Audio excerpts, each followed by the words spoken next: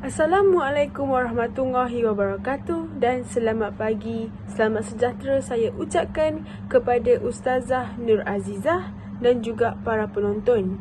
Saya Hannah Khadijah binti Saiful Nizam daripada kelas TESOL 1 akan menjelaskan bagaimana saya menghayati sunnah Rasulullah sallallahu alaihi wasallam daripada pelbagai sudut kehidupan, termasuklah kehidupan peribadi, berdakwah, kehidupan berkeluarga dan bernegara. Sebelum itu, video ini adalah bertujuan untuk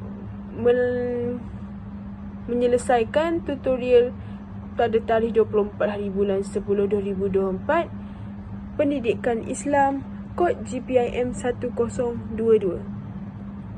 Mari saya mulakan. Yang pertama, kita semua tahu bahawa Rasulullah sallallahu alaihi wasallam adalah insan yang paling mulia dalam menyampaikan risalah Islam kepada seluruh umat manusia. Jadi, dalam berdakwah, sunnah Rasulullah sallallahu alaihi wasallam ni kita boleh lihat melalui aspek kelembutan, hikmah dan kesabaran. Beliau, baginda, tidak pernah memaksa sesiapa untuk menerima Islam, malah menggunakan orang kata pendekatan yang penuh kebijaksanaan seperti yang diungkapkan dalam Al-Quran surah An-Nar ayat 125 yang berseru, "Serulah ke jalan Tuhanmu dengan hikmah dan nasihat yang baik dan berdebatlah dengan mereka dengan cara yang lebih baik." Sebagai contohnya, baginda sering menghadapi pelbagai cabaran dan penghinaan ataupun caci-cacian seketika berdakwah. Namun, baginda tetap tenang, sabar dan tidak mudah melatah. Sikap ni amat penting tau. Lagi-lagi apabila kita sebagai penerus khalifah di dalam generasi terkini untuk menyampaikan dakwah, kerana ianya bukanlah sekadar untuk menyampaikan ilmu semata-mata, tetapi juga untuk menyentuh hati orang di sekeliling kita dengan cara yang lembut dan juga penuh kasih sayang.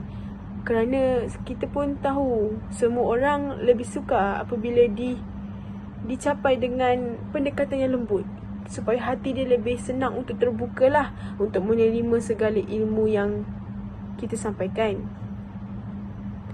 Jadi kita juga tahu yang Rasulullah sallallahu alaihi wasallam ni juga sering memberikan contoh teladan yang baik, bukan sahaja melalui kata-kata tapi juga melalui tindakan. Dia menunjukkan konsistensi antara perkataan dan perbuatan. Seterusnya, bagaimana saya menghayati sunnah Rasulullah sallallahu alaihi wasallam dalam kehidupan peribadi. Okey, so kehidupan peribadi sallallahu alaihi wasallam ni adalah contoh yang terbaik lah bagi kita. Kenapa? Sebab baginda adalah insan yang sangatlah rendah hati, jujur dan juga menghargai masa. Baginda ni telah menekankan betapa pentingnya untuk sentiasa memohon keampunan daripada Allah Subhanahu Wa Taala dan juga untuk memperbaiki diri. Contohnya dalam kehidupan seharian, Rasulullah sallallahu alaihi wasallam ni sentiasa menjaga amalan harian seperti contohnya solat malam iaitu qiyamul lail dan berzikir kepada Allah. Ini memberikan kita pengajaran tentang pentingnya supaya kita ni dapat memiliki sebuah hubungan yang erat dan kuat dengan Allah Subhanahu Wa Taala walaupun dalam kehidupan kita yang sibuk. Selain itu, Nabi Muhammad sering mengajar kita untuk sentiasa bersederhana dalam setiap perkara, dalam hal makan, tidur, bekerja dan sebagainya. Baginda mengelakkan berlebihan dan sentiasa mengamalkan kesederhanaan. Seterusnya, kita ada aspek kehidupan berkeluarga. Rasulullah sallallahu alaihi wasallam ni merupakan suami dan ayah yang sangat penyayang.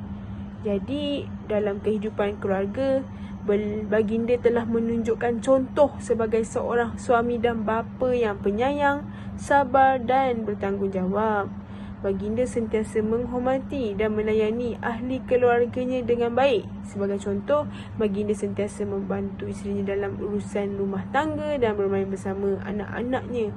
Ini menunjukkan bahawa walaupun baginda ni sering sibuklah dengan urusan kenabian dan juga pentadbiran negara, baginda tetap meluangkan masa untuk keluarganya. Nabi Muhammad juga sangat adil dalam memperlakukan isteri-isterinya, memberikan kita pengajaran bahawa keadilan dalam keluarga adalah sangat penting untuk mewujudkan keharmonian rumah tangga. Ini adalah penting lagi-lagi kepada para lelaki yang berniat untuk menjadi ketua keluarga di dalam masa yang terdekat. Di dalam aspek yang terakhir, iaitu kehidupan bernegara. Bagaimanakah Rasulullah ni, orang kata, saya sendiri mencontohi baginda dalam aspek kepimpinan lah. Bila kita kata pasal kehidupan bernegara, Rasulullah SAW merupakan seorang pemimpin yang adil, berintegriti dan prihatin terhadap rakyatnya.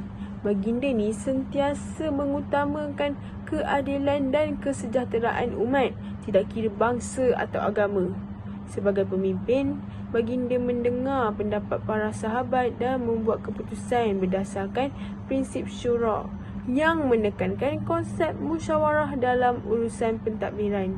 Sebagai contoh, kita ada Piagam Madinah yang digubal oleh Rasulullah sendiri adalah sebagai bukti kepimpinan baginda yang telah mencakupi prinsip keadilan, hak asasi manusia dan kebebasan beragama.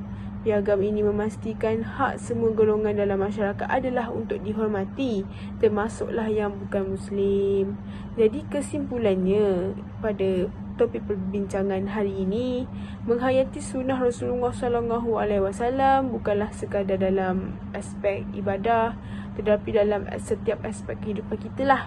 Berdakwah dengan hikmah, menjaga kehidupan peribadi dengan akhlak yang baik, membina keluarga dengan kasih sayang dan memimpin dengan keadilan. Semua ini adalah contoh-contoh indah yang baginda tinggalkan untuk kita. Semoga kita semua dapatlah mengambil inspirasi daripada sunnah baginda dan mengamalkannya dalam kehidupan seharian kita. Terima kasih kepada Ustazah Nur Azizah dan juga para penonton kerana sudi mendengar perkongsian saya pada hari ini. Assalamualaikum warahmatullahi wabarakatuh dan semoga kita jumpa lagi. Terima kasih.